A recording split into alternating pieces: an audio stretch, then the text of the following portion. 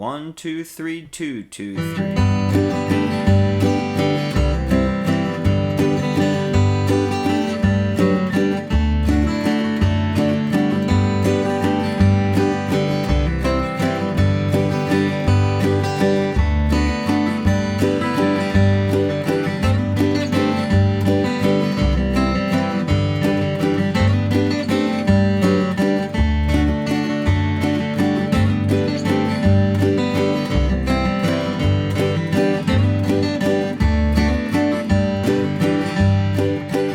Out there in guitar land, Mike Henning here, coming to you today with the old classic bluegrass song, All the Good Times Are Past and Gone. We're going to learn this one in the key of G. We're going to do two solos. So the first one's going to be kind of imitation Carter style, so kind of playing the melody while keeping the strumming going, which is a really fun style to play by yourself or in a smaller ensemble. It works really well. And then for the second solo, we're going to look at more how you'd play the song in like a bluegrass flat picking context. So if there's more people in the jam, I might switch to more of like a bluegrass flat picking style. That'll be solo number 2. I'll break down both the solos note for note just as I played them at the beginning, and then we'll also do a backup lesson. So this song's in 3/4 time, so if you're not familiar with 3/4 time signature, you might get some good strumming practice on this one. We'll do some bass walks in 3/4, which can be really fun. I'll break that all down as well in the backup section. All right, enough talking. Here's All the Good Times Are Past and Gone in the key of G. Here we go. Okay, so let's get into this first solo of All the Good Times Are Past and Gone. We're going to look at playing the melody while strumming, kind of imitating Carter style, except with the flat pick. Carter style was played with a thumb pick and fingers. We're going to kind of mimic that style with a flat pick. It's really fun. You basically become the whole band. You get to do the melody and the accompaniment at the same time. So that's what we're going to work on. So let's jump into the first 5 measures. So first thing we want to do is we're going to use a slightly different chord shape for this style. Instead of using more of like the traditional bluegrass G chord like this, or you might, play it like this, we're going to use kind of what I call the folk G chord.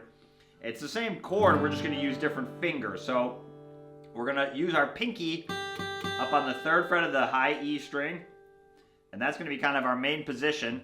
And then our ring finger is going to grab the 3rd fret of the low string, and our middle finger is going to kind of hover over the 2nd fret of the 5th string. So that's kind of the shape we're working in. And then you'll see kind of my pinky is going to stay down, and I might grab other notes with this 2nd finger. See how that one's moving around, or my 1st finger. Using the G this way, it allows me to grab more different notes than if I'm this way. It's harder to go back. So you always kind of want to think of where you're going next. This G chord, again, is used a lot in like folk or finger style, like this kind of, that kind of style, right? So again, it's just a different way to play that same G chord. I call it the folk G. That's just kind of how I remember it. So that's the position we're going to work in. And then the other thing I want to say about this style that's very important is that the melody notes are louder than the strums. Okay, so you're going to see, we're going to play some melody notes, and then followed by a strum, and then a melody note. So that's kind of the style. And we want the melody notes to stand above the strumming, and we'll break that down as we go on. But just remember that the melody, you want it to come out above the strumming, okay? So let me play the first 5 measures, and then we'll start breaking it down. Here we go.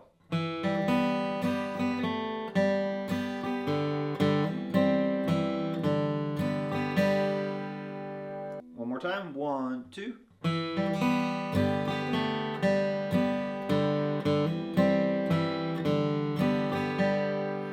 Okay, so remember we're in 3/4 time, so we're counting 1, 2, 3, 1, 2, 3, 1, 2, 3, 1, 2, 3. Okay, so that's kind of the backdrop that we're playing in. And we're going to play our pickup in measure 1, so we're going to count 1, 2, and then again, keep your pinky kind of up on this 3rd fret. And I'm going to move my middle finger to the 2nd fret of the 4th string, and I'm going to play the 2nd fret, and then the open 3rd string. So down, up, which would be 3 and.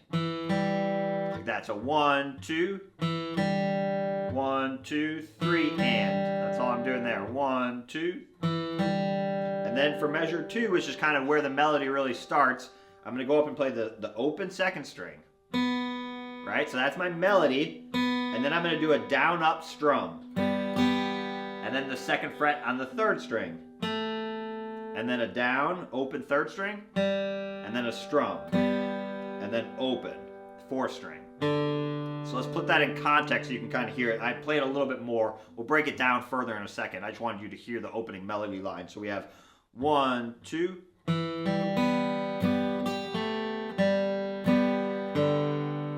Again, 1, 2.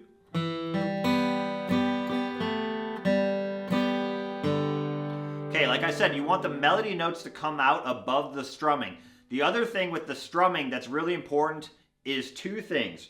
One, sometimes we're going to do a down-up strum, and sometimes we're just going to do a single down strum. Those are completely interchangeable, so don't get caught up if you do a down-up or just a single down, right? It's the same motion. You're either just grabbing the strings on the way back up or choosing to not hit the strings, right? So don't get... If you see a down-up strum in measure 2, for example, and you actually accidentally do a down, don't worry about it, right? Just keep the rhythm going, right? So don't get caught up in that. I put some down-ups and some down strums just so you can get an example of how you can mix them up. But again, don't get caught up in if you do a down-up or a single down. That doesn't matter.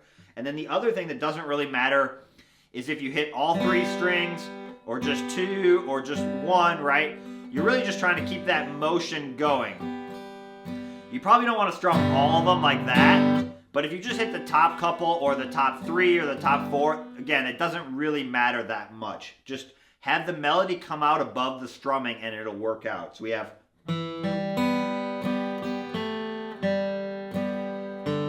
So some good string accuracy there. Let's practice that a few times.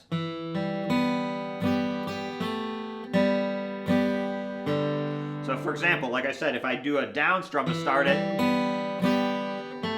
and then a down up, right, it sounds exactly the same, right? So again, like I said, don't get caught up in if you do a single down or a down up. It's the same, the same motion. You're either doing an 8th note rhythm, 1 and, or just a single quarter note. But again, your hand is doing the exact same motion. Very important to understand that. Okay, here we go, one more time.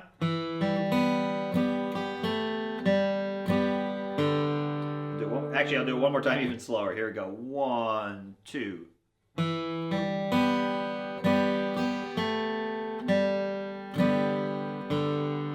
Might even be easier to do it a little bit faster. Sometimes doing those strums really slow is a little bit challenging. Here we go.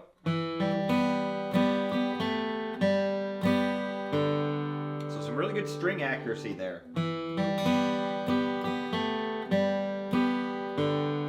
Melody is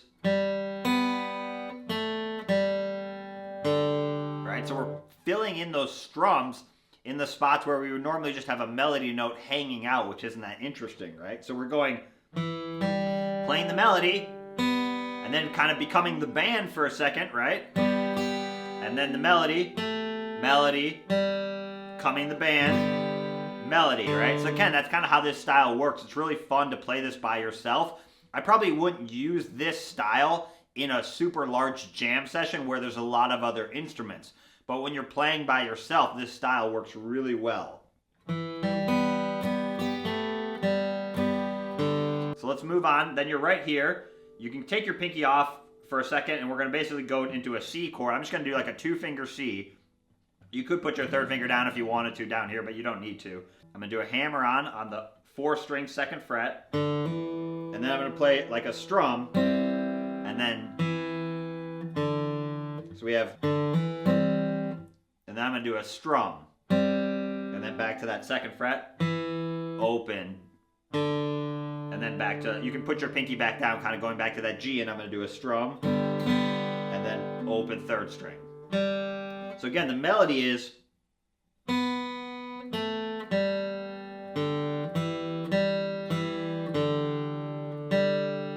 filling that up with strumming.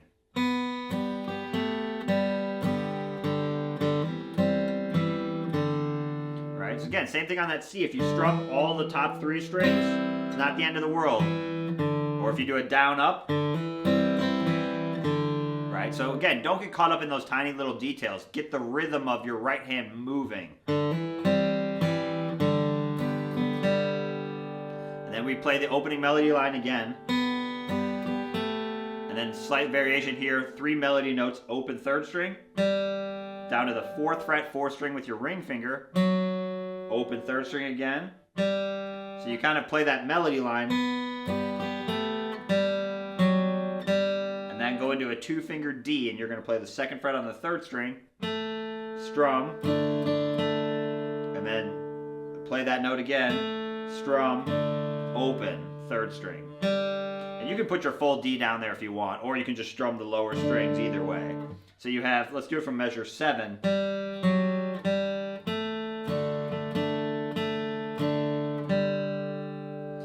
I'll do it even slower.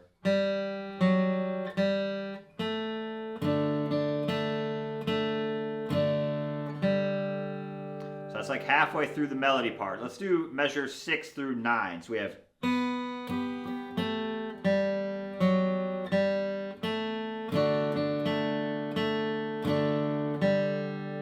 faster.